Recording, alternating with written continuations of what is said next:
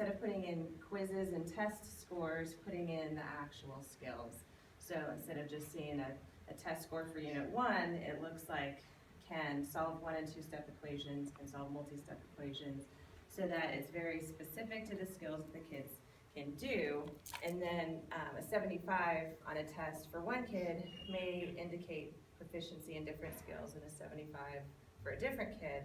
So having them delineated out in the gradebook really clarifies which kid has which particular skill, making it easier then to go back and then remediate for the ones who are lower in particular skills.